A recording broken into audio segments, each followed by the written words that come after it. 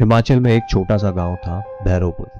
एक छोटा गांव जिसके चारों तरफ खेत और एक पुरानी सी झील थी। लोग दिन में हंसते थे, खेलते थे, अपने रोजमर्रा के कार्य भी करते थे।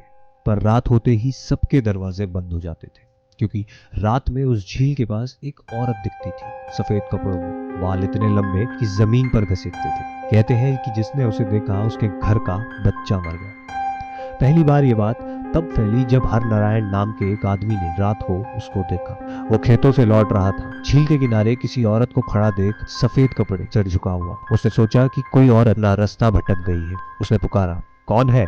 औरत ने सिर उठाया, बस एक नजर देखी। 3 दिन के बाद हर नारायण का बेटा मर गया। किसी को कारण नहीं मिला। डॉक्टर ने कहा कि उसके बेटे के दिल की धड़कन रुक गई। गांव बोला कि हर नारायण ने उस औरत को देखा था। धीरे धीरे सबको यकीन होने लगा कि ये कोई इंसान नहीं, क्योंकि जिसने उसे देखा उसके घर का बच्चा मर गया। कई लोगों ने कसम खाई कि अब इस झील की तरफ नहीं जाएंगे, पर डर वहीं से उठता था जब झील खुद लोगों के घर आने लगी। रात में कभी दरवाजे पर दस्तक होती, कभी खिड़की के बाहर कपड़ों की सरसराहट सुनाई देती। एक औरत की धीमी हंसी, ऐसी जैसे किसी को जगाना चाहती हो। लोग कहते थे कि अगर वो हंसी सुनाई दे तो आंख मत खोलना, वरना वो तुम्हें देख लेगी। फिर एक दिन गांव में एक औरत मालती ने अपने बेटे दीपक को खो दिया। 3 दिन पहले उसने कहा था कि कल रात मैंने खिड़की के बाहर एक औरत देखी, वो बस देख रही थी।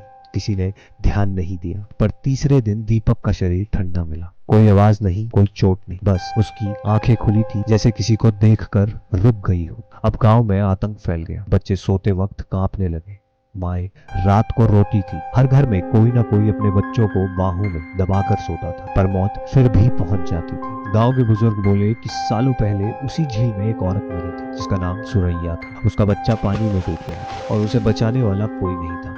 लोगों ने झूठा इल्जाम लगाकर उसे भी झील में धकेल दिया। मरते वक्त उसने कहा था कि अब हर माँ से उसका बच्चा छीन लूंगी, जब तक कोई मेरी आंखों में नहीं देखता।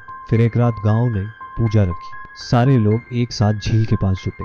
चारों तरफ दिए जल रहे थे, सब शांति से मंत्र पढ़ रहे थे कि तभी हवा रुक गई, पानी की लहरें थम गई और झील के बीच से वो औरत निकली। चेहरा काला था, जैसे जला हुआ हो, बाल गीले और चिपके हुए। वो एक एक कदम बढ़ाती आई और उसकी आंखों में सिर्फ खालीपन था। किसी की हिम्मत नहीं हुई उसे देखने की, पर एक बूढ़ी औरत बोली, मैं देखूंगी। अगर देखना ही श्राप है तो आज खत्म हो। सब डर गए। बूढ़ी औरत ने आंखें खोली। वो औरत उसके सामने आई, धीरे से मुस्कुराई और बोली, अब मुझे चैन है। फिर वो धुएं की तरह गायब हो गई। लोगों ने सोचा श्राप खत्म हो गया, पर अगले ही दिन उस बूढ़ी औरत की मौत हो गई। उसके घर के दरवाजे पर मिट्टी में गीले पांव के निशान थे, छोटे छोटे, जैसे किसी बच्चे के। कई महीने बीत गए। गांव में बच्चे फिर से खेलने लगे। लोगों ने सोचा अब सब ठीक है, पर एक दिन एक नया परिवार वहां आ बसा। रात को उनके घर से रोने की आवाज आई। सुबह उनकी 4 साल की बेटी मर चुकी थी। माँ बोली, कल रात कोई खिड़की पर झांक रहा था, सफेद साड़ी में। अब भैरवपुर फिर से वैसा ही हो गया। कोई रात में बाहर नहीं निकलता। झील के पास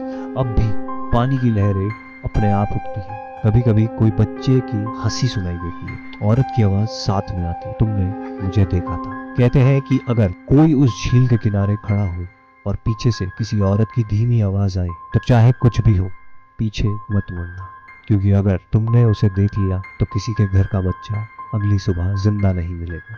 कहानी अच्छी लगी हो तो चैनल को सब्सक्राइब कीजिए, वीडियो को लाइक कीजिए और कमेंट सेक्शन में अपना कमेंट ज़रूर दीजिए।